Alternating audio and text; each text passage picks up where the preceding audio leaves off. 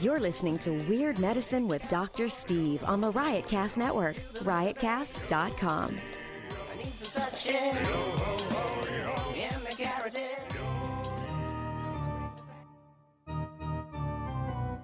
I've got diphtheria crushing my esophagus. I've got Ebola vibes dripping from my nose. I've got the leprosy of the heart valve, exacerbating my inevitable woes. I want to take my brain out and blast it with the wave, an ultrasonic, echographic, and a pulsating shave. I want a magic pill for all my ailments, the health equivalent of Citizen Kane. And if I don't get it now in the tablet, I think I'm doomed and I'll have to go insane. I want a requiem for my disease, so I'm paging Dr. Steve. Dr. Steve.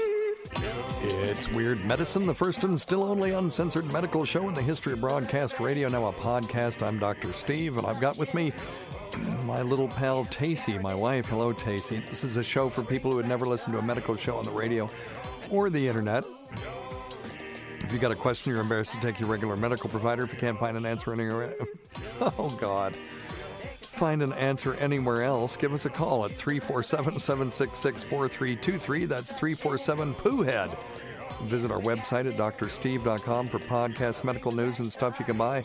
Or go to our merchandise store at cafepress.com/weirdmedicine. Most importantly, we are not your medical providers.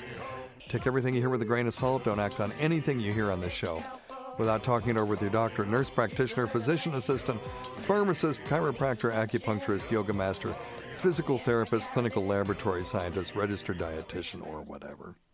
Well, welcome back. This is, we're in social isolation together. And, I couldn't think anybody I'd rather be in social isolation with. So there you go. Me either, honey. Yeah, Thank you. There you go. That's sweet. Well, you're a good one. So I guess we can't, well, never mind, we can't talk about that. But don't forget to check out Dr. Scott's website at simplyherbals.net. It's going to be a while before he's back. So that's just how it is. People must be getting bored of this COVID-19 thing. I think they're still obsessed with watching TV, but we've gotten a bunch of non-COVID-19 questions this week. Good. So that's good. It might get our mind off of it for 5 minutes. Before we do, though, I just thought a quick situation report.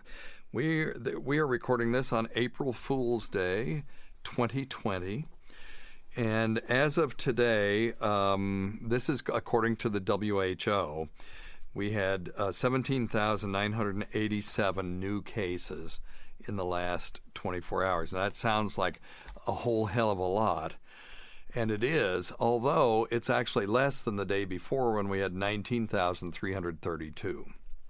Now, social isolation started, a couple weeks ago. And think of it this way. I've used this analogy on a couple of radio shows. If we isolated every single person today and put them in a hermetically sealed environment so that there was impossible for anyone to transmit this virus, and somehow we got them food and water, just figure out how you want to do this scenario in your head, but we isolated them for 14 days. All the people that got exposed yesterday, before we isolated every single person in the world, will start showing effects within about 5 days. On average, 96% of them will show symptoms within 11 days. And then they'll be sick for another 2 weeks, maybe 3 weeks, and then they'll be done, right? So, and 99% of those people will recover on average. Now, what that means is any intervention that we do today, we won't see the results. We'll just start to see the results in 2 to 3 weeks. And that's why it's so frustrating. We've all been stuck in the house. We're not having friends over. Tacie's using, what is that app that you're using? House Party. House Party. We'll give it one of these. Oops. Yeah, House Party allows you to still be social. FaceTime and those kinds of things are very effective as well. I have a house party today with a surprise guest. I'm so excited. Oh, and you don't know who it is? No, I know, but the other people The other in ones the party don't. do Okay, not. and that's in 30 minutes, so we'll let you go. Well, I'll do the last 15 minutes by myself. But the people listening will like that. no, I'm actually going to say, and I wouldn't tell you this if it weren't true. I probably would tell you this if it weren't true, but this time it is absolutely true. I got nothing but good feedback about you being here. Which I'm so surprised. I was so bitchy that day. Well, you're stressed out, but so are people that are listening to this. Okay. So you're representing them. Here I am trying to be the calm voice of reason and try to give accurate information. Well, I'll have a couple of clunkers every once in a while. But given that I was a scientist before I went to medical school, and I was a broadcaster before that, I'm in a sort of interesting position where I can at least try to synthesize some of this information and do some of my own modeling and that kind of stuff. But you are, you are sitting in for all the people that are out there that are freaking the F out about this. Yes. Now, I'm still freaking out that you are in the middle of it and that your team are in the middle of it. That does not go away. That's a knot in my stomach that just won't go away. So, well, we're doing, all of the precautions that we can do. And although there have been a lot of healthcare providers who have gotten this, the vast majority still don't get it. Good. So we are planning on it's not quite to the level of hazmat suits, but it's pretty dang close. It's N95 masks, face shields, gowns, gloves, the whole thing, and then sterile procedures going in and sterile procedures coming out. It's about as safe as it could possibly be given the situation. Good. And it's amazing how people can become adjusted quickly to a certain situation. I'm used to being at home now, and I'm actually liking it a whole lot. And cleaning out stuff that I never thought I would get to, and getting a nap in and doing work. I'm figuring stuff out. It's and I hope it's going good for everybody out there too. Yeah, it's going to be to varying degrees. I am encouraging people to take on projects like you've done. I have been looking at that effing luggage closet for years now, saying maybe this weekend I'll get to it, and just dreading it. And I came home the other day and you'd already done it. And I really was very thankful for that. But anything that you can do to give yourself a sense of accomplishment, because when this thing is over, it's going to be a big-ass party. And coming out of it saying, hey, I accomplished X, Y, and Z. If you always wanted to be a writer and you're stuck at home and you can't work, now's the time. And no time like the present. And if you have writer's block, the trick to that, I'm just going to give you a little trick, and that you can use this for other things. You decide, I'm going to write from 8 a.m. until 11 a.m. every day. And then you sit there, and you can't do anything else. You can't play with your phone. You don't have to write, but you have to sit there. And when you do that, after a while, the inspiration to write will come only when you're sitting there. And you'll be able to write very effectively. It's a nice cure for writer's block. But anyway, you want to write that piece of music. You want to learn the guitar. There's tons of YouTube videos. This sounds trivial, but actually taking on a project and completing it can give you a sense of purpose. And try to maintain a schedule, too. The one thing I haven't been able to find inspiration for is exercising. I know, me neither. But I've got to do that, so we need to encourage each other to do that. We need to do that for sure. And doing group things like that, if you are lucky enough to have a Peloton and you can schedule a group to do it together, do that. But having some accountability with other people and doing things in virtual groups may actually help with your lifestyle and getting through this craziness of having to be. I'm an introvert, so I kind of like it. All of my meetings have been canceled, and the few that I still have are all done virtually. So I could be naked and take these meetings. And I kind Just like you are now, right? I kind of do like that. Yes, absolutely. And, well, you know. I love to masturbate. I love to masturbate. It's hard not to with you sitting there also across from me naked. So let's a little mental theater for everyone. So, the curve in Italy, they are now going up in an arithmetic progression rather than a geometric one or a exponential increase. And what that means is they're going up by the same number every day. So they had 5,000 new cases on March 26th and 5,000 on March 27th, 6,000 on March 28th, 5,900 on March 29th, etc., and then 4,000 last night or yesterday. This again, according to the WHO. So that's arithmetic. That will make a linear curve. In other words, one that goes straight. It's not curving up faster and faster. Okay, so an exponential curve would be one where you're multiplying by the same number every day. So a linear curve would be something like 2, 4, 6, 8, and when we're talking about cumulative number of cases, right? So every day you're getting an extra 2 cases, whereas an exponential curve would be 2, 4, 8, 16, 32, 64, 128, where you're multiplying by 2 each time, okay? And those are examples, though obviously not real-world examples. And so what Italy is seeing right now is the same number of cases, not the same multiplier, and that's actually good. So what you'll see is their new cases will begin to flatten out. If you look at that curve, the new case curve is flattening and maybe even declining. Yesterday it declined. Their cumulative numbers will continue to go up as long as they're adding cases. So that you won't see that flattening of the cumulative curve until they're getting very few new cases. So that the new case got to go down to 0, and then you will see the curve flatten like you're seeing in China right now, assuming we can trust those numbers. Okay? Mm-hmm. So that's where we are. Social distancing is having an effect. We're starting to see maybe the left shoulder of the United States new case curve kick in, and over the next week we'll really know where we are with this. Yes, I remember yesterday when the president said things were going to get really bad in the next couple of weeks. What does that look like to you?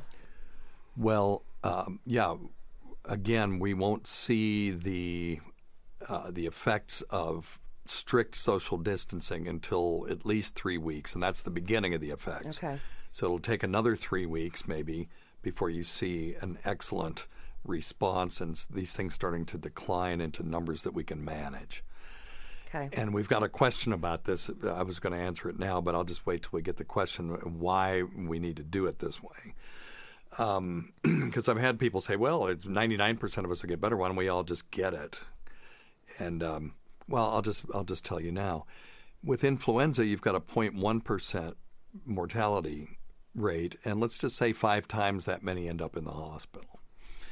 So that we can manage pretty easily, because remember, they're not just COVID patients in the hospitals right now. There's everything else plus the COVID patients. Yes. So all the people that would have been there anyway are there, plus people now with COVID-19. So it's not like these hospitals are empty waiting for us to fill them up with these patients. There's a limited number of empty beds right now.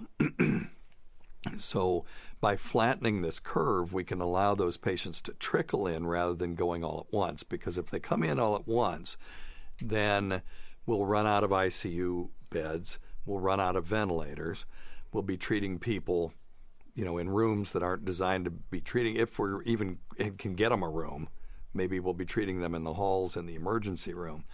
And then there's a domino effect where the patients who have appendicitis, now they can't get into the hospital. Where are they supposed to go? There's no beds.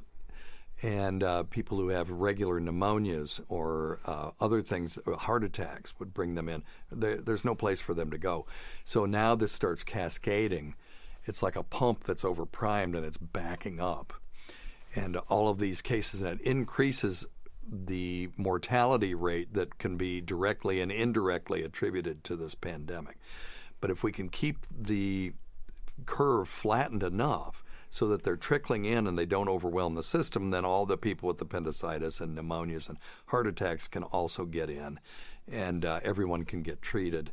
And while we're waiting for an effective treatment, that's what we're waiting for.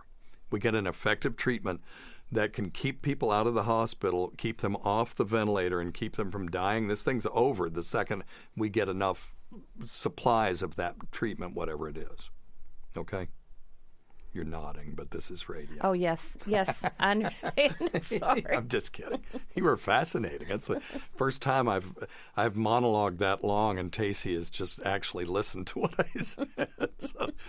So anyway, so that's what we're hoping for. Now, if we do not achieve that treatment, then we are waiting for a vaccine. And I've been advocating to do away with phase 2 of the COVID-19 or the SARS-CoV-2 vaccine, with SARS-CoV-2 being the virus that causes the disease COVID-19. And phase 2 trials are those sort of smaller trials where you're trying it out on maybe 100 people just to make sure that it's safe, but also that it works. Well, the phase 1 trial established that it was safe at least for the 40 to 100 people that you used it on. And going to phase 3 is a little tricky, because what if this vaccine causes, 3% of people to get Guillain-Barré syndrome? We don't know that. We won't know that till we're treating a lot of people. Mm-hmm. And if we do skip phase 2, we may miss that. There's no question about that.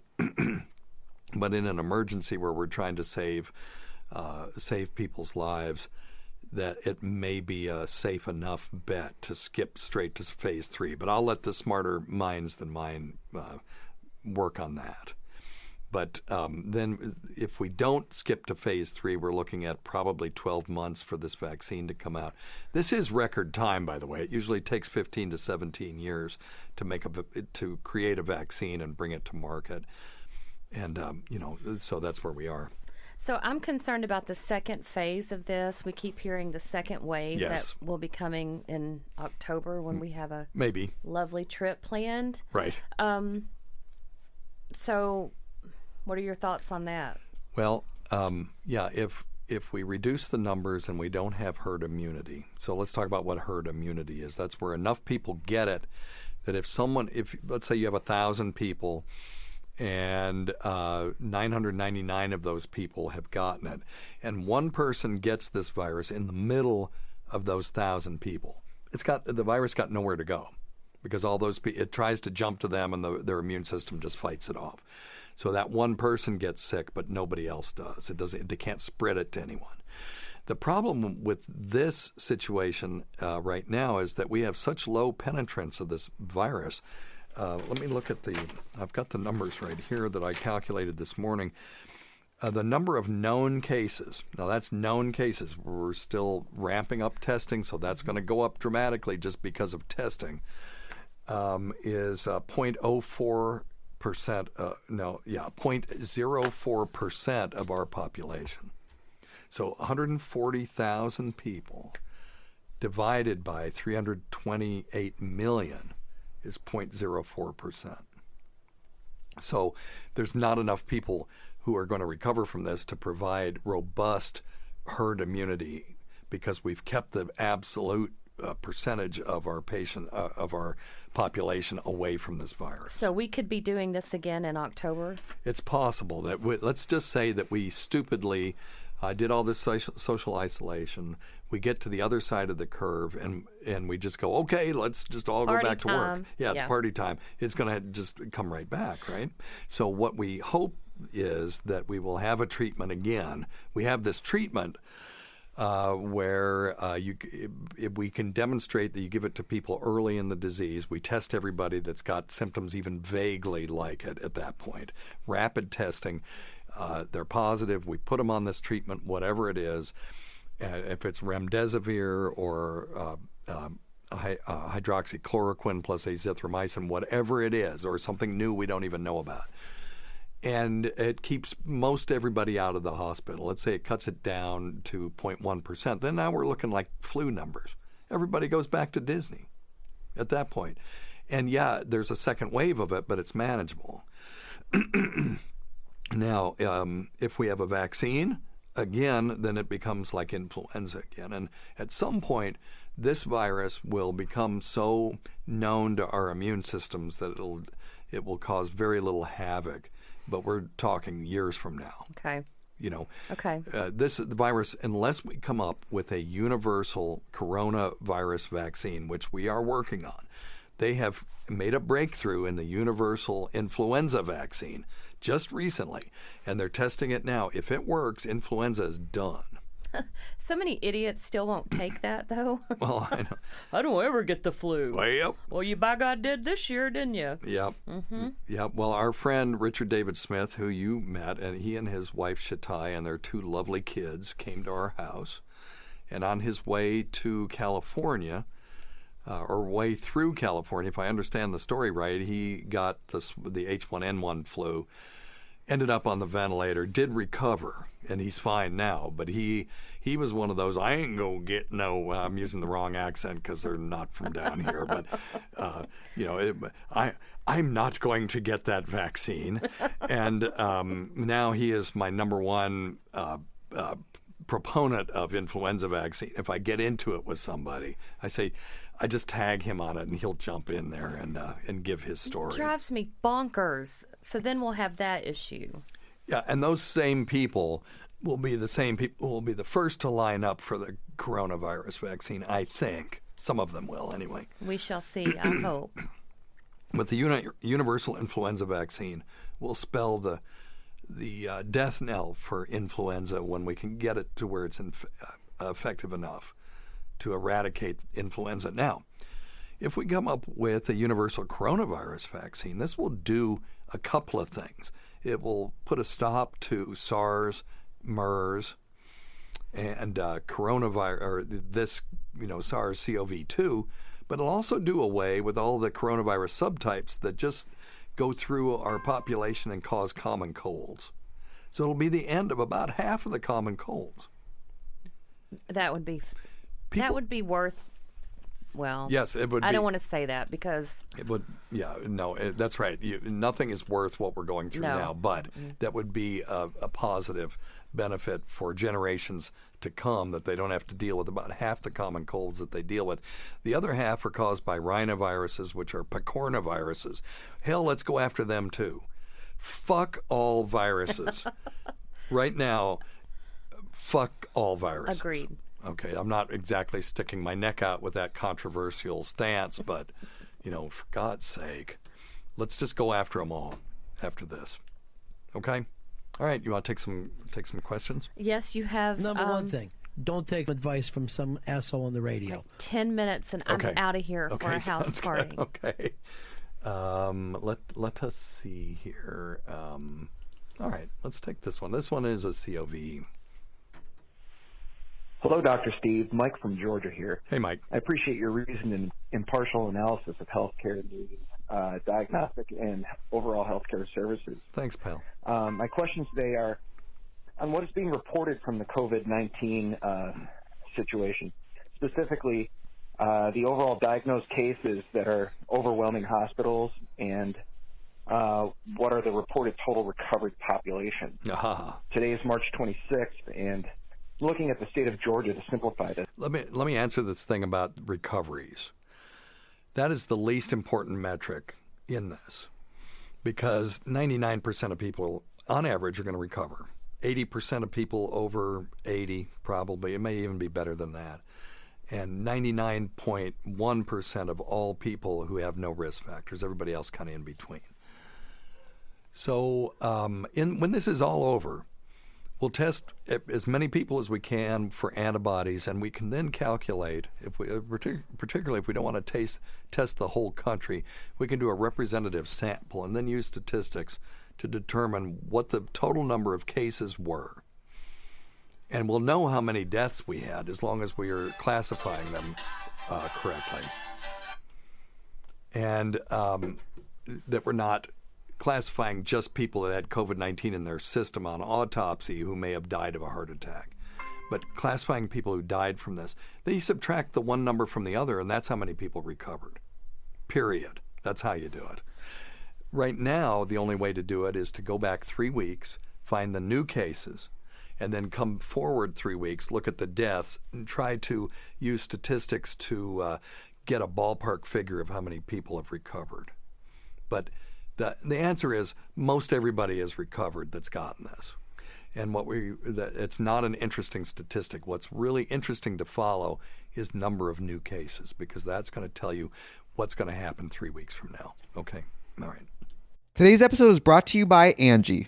Angie has made it easier than ever to connect with skilled professionals to get all your jobs and projects done well. Let me tell you, there's the version of it where you try to do something at home, and then there's a version of it where you have someone help you, you watch them do it the right way, and you go, thank God I didn't try to do that myself.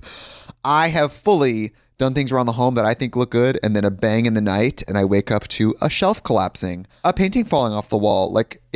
I've seen it all go south. I own a home, and I can tell you, I know how much work it can take. Whether it's everyday maintenance and repairs or making dream projects a reality, it can be hard just to know where to start. But now all you need to do is Angie that and find a skilled local pro who will deliver the quality and expertise you need. Whatever your home project, big or small, indoor or outdoor, you can Angie that and connect with skilled professionals to get the project done well. Right now, one of my wish lists is I want a bike for my condo in Milwaukee, and I would love to rig it up on a pulley in the ceiling because I have one of those like lofted ceilings, but I'm so scared to try that on my own. Angie has 20 years of home experience, and they've combined it with new tools to simplify the whole process. Bring them your project online or with the Angie app. Answer a few questions and Angie can handle the rest from start to finish, or help you compare quotes from multiple pros and connect instantly, which means you can take care of any home project in just a few taps. Because when it comes to getting the most out of your home, you can do this when you Angie that. Download the free Angie mobile app today or visit Angie.com. That's ANGI.com. And make sense of the issue. As of this week, it was reported that Atlanta hospital systems are now full to the COVID cases. Based on Johns Hopkins' map I was looking at, reported cases in the state show about 1,400 total, 330 within the counties of Atlanta.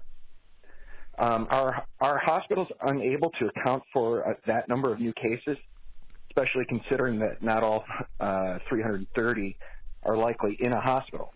And is the strain on the system truly bed space, available supplies, masks, gloves, ventilators, or a strain on medical professionals for the increased patients? And then secondly, questions about the Johns Hopkins map is the very low number of total recovered patients. Again, as of March. Yeah. Okay. So, I kind of answered that.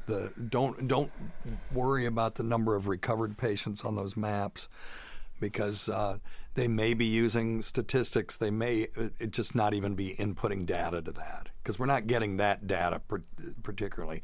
We're getting new cases and deaths, and then from that you can calculate cumulative patients and all kinds of things like that, and you can extrapolate some information knowing the typical duration of this illness. But I have not heard that Atlanta hospitals are overwhelmed at this point. For right now, throughout most of the country, we've got plenty of ventilators, but during the next 2 weeks, that will tell the tale.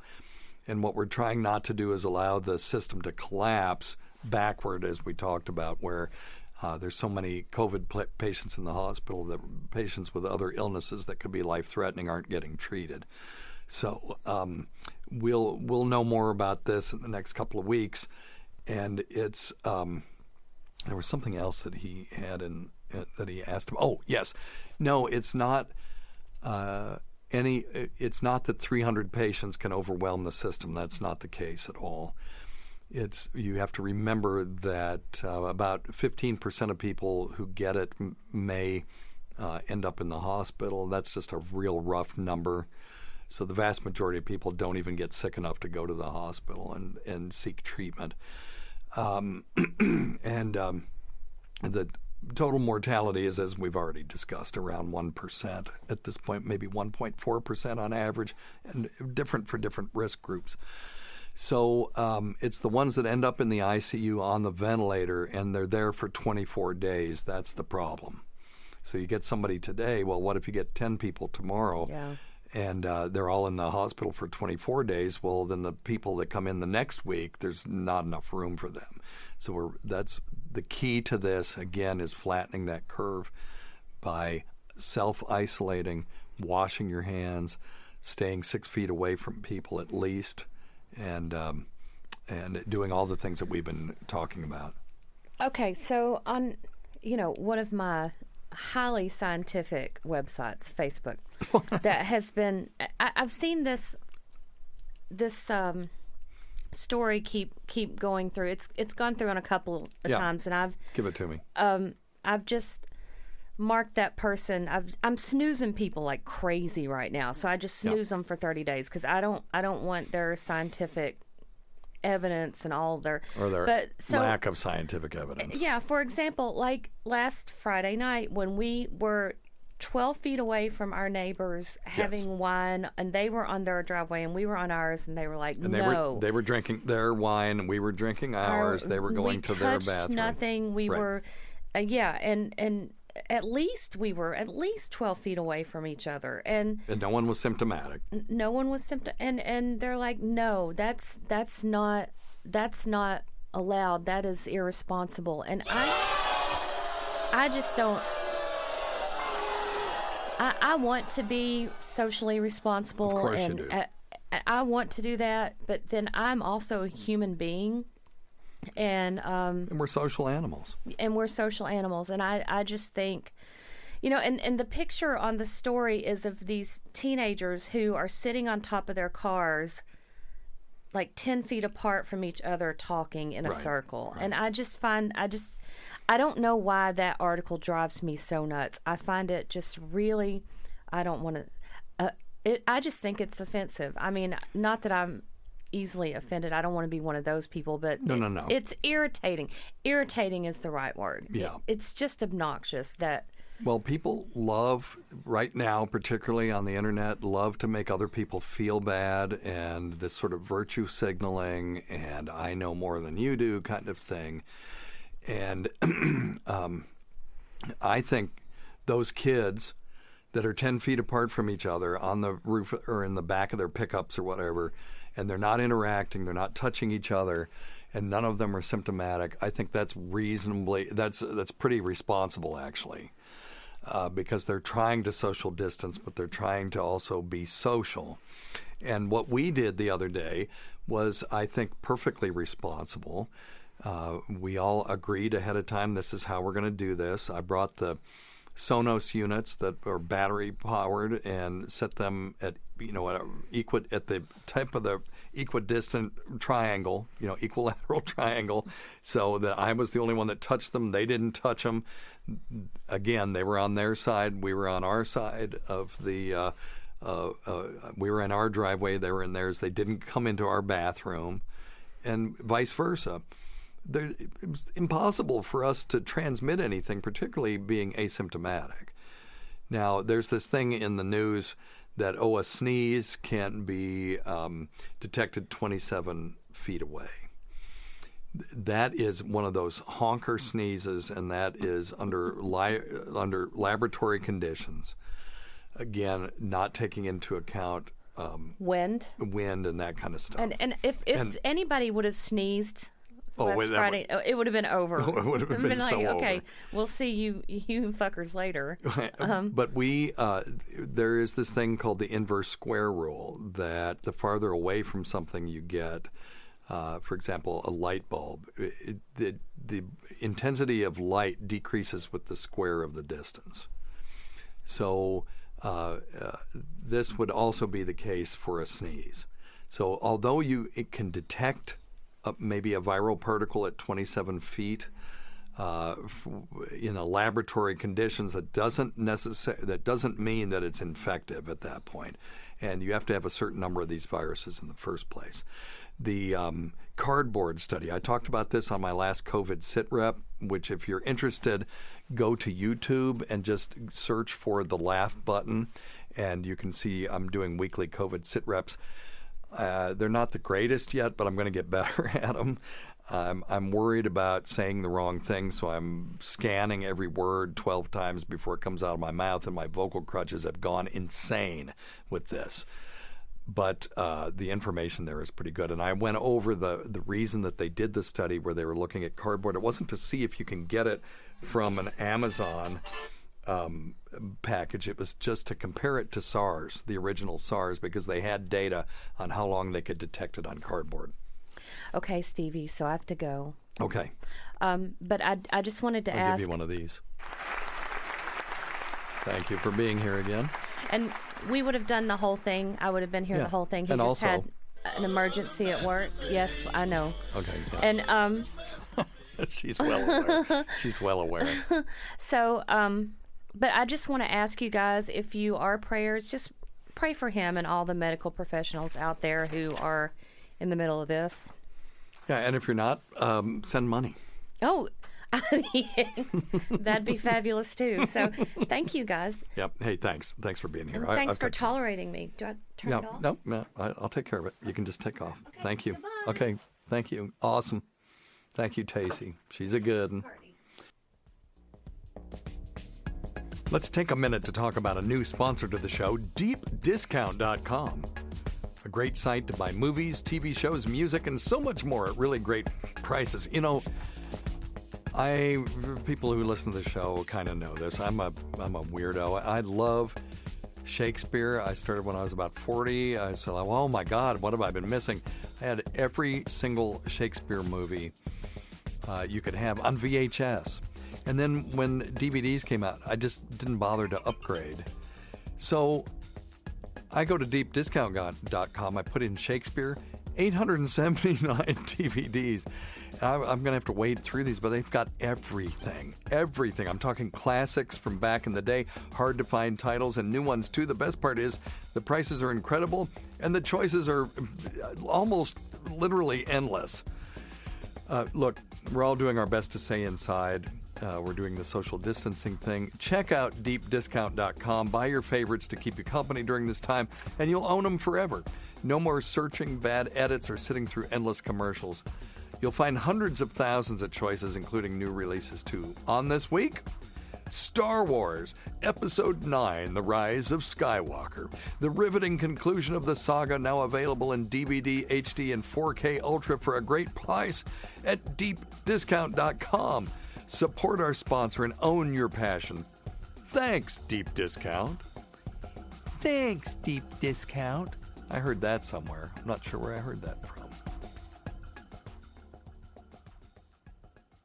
All right, let's do a non-COVID question.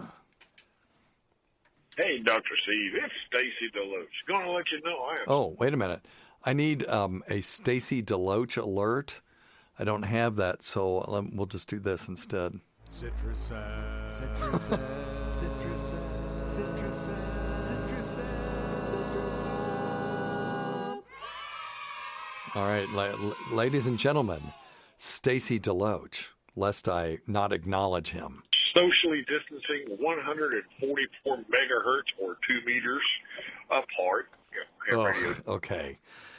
So he's a ham radio operator, so am I. And 2 meters is roughly 6 feet, and that is the wavelength of a radio wave at 144 megahertz, which would be, by the way, the 2-meter ham radio band. So that is hilariously not funny. Only the 3 nerds out there that are ham radio operators got it. So let's run that back and start. Stacy Deloach. Going to let you know I am socially distancing 144 megahertz or 2 meters apart. Ham radio joke. Hi, Tacie. Something other than the coronavirus. On show number 400, congratulations on 400 shows. Well, I was on the but podcast. You're talking about removing the spleen as with a blood disorder and everything. Got me to thinking, what do you not need to survive? What do you have that's redundant or a backup? Ooh. Spleen, one kidney, no gallbladder, things such as that you could still be okay with. Hell yeah. Something other than the coronavirus. Thank you. Tacie. Oh, she's not here. That is an awesome question. So what organs can you live without? Well, he mentioned one, which is the spleen. You don't want to get rid of your spleen too early in your life. If you, the spleen is just basically a giant lymph node. So if your liver is under the rib cage on the right, the spleen is under the rib cage to the left. And you can feel it if it gets enlarged in certain syndromes like cirrhosis and other things that cause splenomegaly or enlarged spleen. And this spleen is an awesome organ, and it protects you from certain types of pneumonia and other infections when you are younger, and then when you get older, sometimes it causes some problems with red blood cells, eating up your red blood cells in certain cases, and there are just some certain syndromes where the spleen can actually become a problem, and when it is, you just remove it. It's very thin. Surface is easy to rupture, so we'll see ruptured spleens in people with motor vehicle accidents where they get blunt trauma to the abdomen or the upper abdomen and the lower thorax. It's just really easy to tear, and then it bleeds, and it's a problem. It has to be removed. The liver also plays a role in recycling red blood cells and their components, and there's other tissues in the body that can take over, so you can live without your spleen. This one will surprise you. You can actually live without your stomach. It's not fun, but you could have your stomach removed, and then they'll attach your esophagus directly to the small intestine. And if you do things properly, you can eat a diet along with some vitamin supplements and stuff that you can live on by doing that way. So that can be removed. Reproductive organs would be organs like testicles, ovaries, uterus, and those kinds of things. Those can be removed, and you can live without them. If you remove your ovaries, you'll end up with low estrogen level and go through menopause pretty much immediately and may need medication. And people who've had their testicles removed for whatever reason may need testosterone replacement. Your gallbladder. People have their gallbladder removed all the time. The gallbladder is a little bladder. It actually is a bladder that lives under the liver. So it's in the right upper quadrant of the abdomen, right under the rib cage, and it helps to squirt bile into the intestine when you have fatty meals and stuff like that. And that bile does a lot of interesting things that we can go into some other time. But if you remove the gallbladder, you still secrete bile. It just won't happen intermittently. It'll just sort of leak in over time. And some people can tolerate that, and other people can't.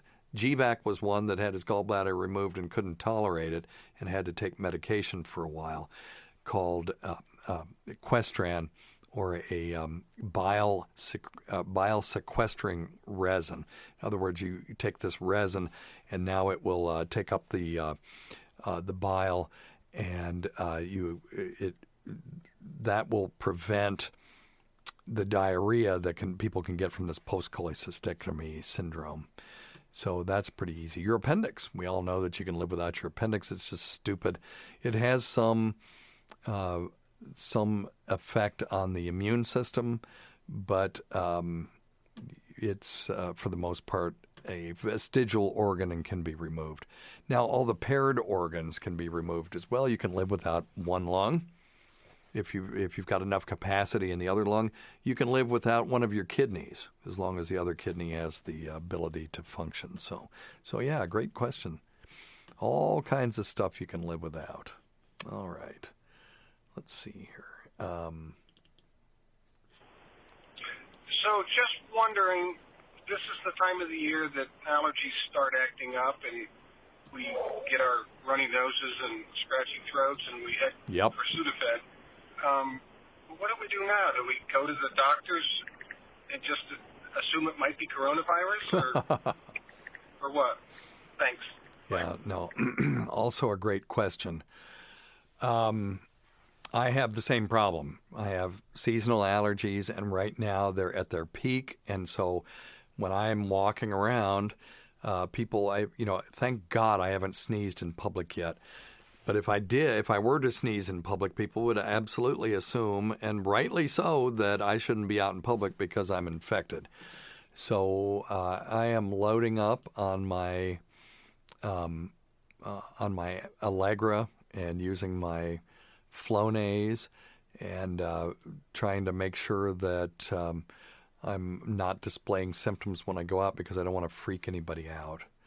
So it's just, one of those things. And the criteria for testing people right now for SARS-CoV-2 is fever with dry cough, progressing to shortness of breath. When we get more and more tests, we're going to be a lot more liberal about testing people. And again, as I've mentioned on previous shows, there are, and by the way, I have a mini show on the website talking to the folks that are bringing out one of the antibody tests, and is also on demand on SiriusXM at the Faction Talk Weird Medicine on demand channel. So if you want to hear that, it's just 15 minutes. We talk about the ins and outs of antibody testing. So if you think you had it in January and you recovered, this antibody test is for you. And you can see if you have antibodies to it that show that you had a resolved infection. There are two kinds of antibodies, IgM, which indicates a recent or current infection, and then IgG antibodies, which just stands for immunoglobulin G. And IgG antibodies indicate a more remote or resolved infection. And we'll be able to test for those very soon. I've got a case ordered, and I know there are health systems have ordered, tons of cases of these. So we'll let you know. All right. So yes, that is going to once we're testing more people. Then if you've got allergy symptoms, you're worried about it, you go get tested. They say no, you're fine, or you had it 3 weeks ago. Go home and quit worrying about it. Or gosh, you know what? These mild symptoms you're having are actually COVID-19, you need to isolate yourself. All right. Hey, Dr. Steve. This is Tony calling in. Had a couple of questions after listening to your last podcast on Sunday. Number one, how does this outbreak of the COVID-19 compare to SARS from 2003 and the H1N1 from 2009? And number two, are you surprised or impressed with how fast the world medical community has come up with potential symptom-reducing medicines and possible vaccines? Yes, it's incredible. We're going to learn so much from this. We just need to survive it. So I want all of you to survive this. To come out with a vaccine in less than a year, assuming that that's what happens, is record time. And to start from a novel virus, one we've never seen before. Because you say, well, they do it with influenza every year. Yeah, that's easy. Well, it isn't easy, but it's relatively easy because they've been doing it for a long time, and they're just making a vaccine to the different proteins that the influenza mutates to every year. This is a novel virus. Humans have never seen this virus before. That's why our immune system is having such a hard time with it. And for them to isolate the spike protein, sequence it, which happened within the first few days, really. It was within days. And then have this protein that we can then turn into a vaccine, go through phase 1 trials, which we're in right now, and get it out to the public within a year is incredible. So that's going to happen, and we just, after that, need to be working on this universal vaccine. But SARS broke out in a similar fashion to the SARS-CoV-2, and these things are all hyped up cold viruses, basically, that have just become deadly. And SARS first infected humans in a province in southern China, according to the Center for Disease Control, and it infiltrated 29 countries and they had 8,000 confirmed cases, killed nearly 800 people. So that's about 10% mortality. So it was apparently harder to transmit than this one, but it was more deadly. Now, you look at MERS in 2012, spread to 27 countries with only 2,500 confirmed cases, but 866 deaths to date. So let's just ask Echo. Echo, how do I ask this? Never mind. Okay, let's try this. I don't know that one. Echo, how many percent is 866 compared to 2,500? Sorry, what All was right, that? I know, I didn't ask that right. Echo, what's 866 divided by 2,500? This might answer your question. 866 divided by 2,500 is 0.3464. 0.3464, so 0.3, so wow. So it's about 34% mortality, okay? But was very hard to transmit from one place to another.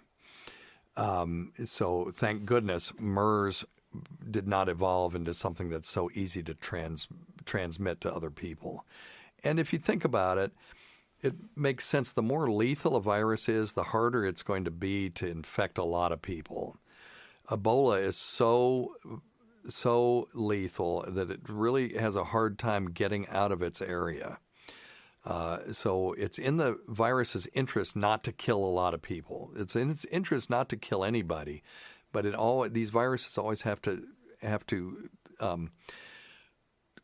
work this tightrope between being transmissible and being able to reproduce a lot because that's its only drive is to just reproduce. So I think the viruses they don't figure out anything. It's just a machine. But if they were able to figure anything, they would balance between, I don't want to kill a lot of people because I want to be able to transmit this to as many people as possible. H1N1, which you talked about, there were 762 million cases of that, with 284,000 people died. That fatality rate was very low for influenza. It was about 0.02%. And the annual influenza virus is anywhere between there and 0.1%, with the 1918 pandemic having a death rate of about 10%. Now, that was a different time, so we don't know if that same virus attacked us now, what would happen. Well, we're pretty immune to H1N1 after a couple of swine flu epidemics in the 70s and then again in 2009. So it's unlikely that particular virus, if it came through again, would wreak the havoc that it did in 1918. All right. Well, I hope that helps.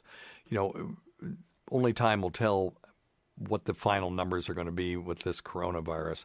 And I'm really hoping for a treatment so that we can all get back to work, an effective treatment. But, that's just a pipe dream at this point. But there are people who are way smarter than I am working on this day in and day out.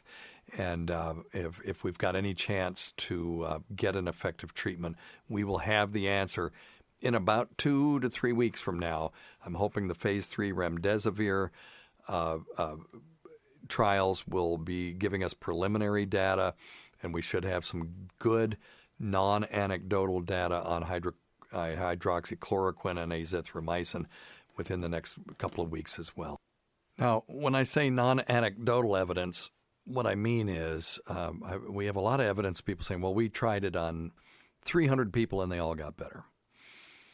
They said these are not controlled trials, and there's bias involved. If I say something worked for me, I think everybody understands this. That's anecdotal evidence. It worked for me, can't generalize it. Well, if I say it worked for me 1,000 times, it's still anecdotal evidence. It's just 1,000 anecdotal reports. So this is the same kind of thing that can happen. We've talked about this a long, long time ago, that if you send out a placebo, let's say we send out a placebo to 1,000 people, and let's say there's a placebo effect of 10%, whatever, we'll just make up a number. So we send it out to 1,000 people. 900 of them say, this is BS. It didn't do anything. 10% of them go, hey, that really helped me. Then you put on your website only testimonials from the 10% of people that said it helped you. Now you have 100 testimonials on your website. This stuff really helped me. Look at that. Here's another one. You scroll, testimonial after testimonial, saying it helped them. This is how you can get screwed up with anecdotal evidence. So I appreciate the fact that there is a doctor out there that claims they treated 300 people and they all got better. That's great. 99% of people are going to get better anyway. So, you got to treat a whole lot of people in a controlled system and use statistics to be able to prove that you helped that other 1%. And once we can do that, I'm all in. I mean, I'm all in now. I'm very enthusiastic about our prospects to find an effective treatment for this that will prevent deaths and hospitalizations and allow us to go back to normal. But I am in no way going to ever say that we have it until I see the evidence. And you wouldn't want me to, because what if I'm wrong? What if I get all excited and say, hey, we've got this, and it turns out to not be that? Well, you have every reason to be pissed at me. So I don't want you guys to be pissed at me. I want you to be healthy. I want you to be happy. And I want everyone listening to this to survive this thing so we can enjoy the roaring 20s that are coming. Because it's going to be a big-ass party. And if I miss it because some jackass coughs in my face and I die from this, I am going to be pissed as hell. So let's all do our part. And every person that's socially isolating is doing their part to save lives, to save other people from entering into the hospital system and possibly dying. So good for you. Thank you for your service. And we will be, strutting our stuff pretty soon. All right. Well, listen. We can't forget Rob Sprance, Bob Kelly, Greg Hughes, Anthony Cumia, Jim Norton, Travis Teff, Louis Johnson, Paul Obcharsky, Eric Nagel, Roland Campos, Sam Roberts, Pat Duffy, Dennis Falcone, Ron Bennington, and Fez Watley, who early supported this show, has never gone unappreciated. Listen to our SiriusXM show on the Faction Talk channel, SiriusXM channel 103, Saturdays at 8 p.m. Eastern, Sunday at 5 p.m. Eastern, on demand, and other times at Jim McClure's pleasure. Many thanks to our listeners, whose voicemail and topic ideas make this job very easy. Go to our website at drsteve.com for schedules and podcasts and other crap, and check out the COVID sit reps on the Laugh Button channel on YouTube. And don't forget to use stuff.drsteve.com, stuff.drsteve.com for all your Amazon needs, and premium.drsteve.com if you want archives, and noom.drsteve.com if you want to attain your ideal body weight with me, although I'm struggling a little bit right now just from stress eating. But Noom is helping me with that as well. Until next time, check your stupid nuts for lumps, quit smoking, get off your asses, and get some exercise. We'll see you in 1 week for the next edition of Weird Medicine.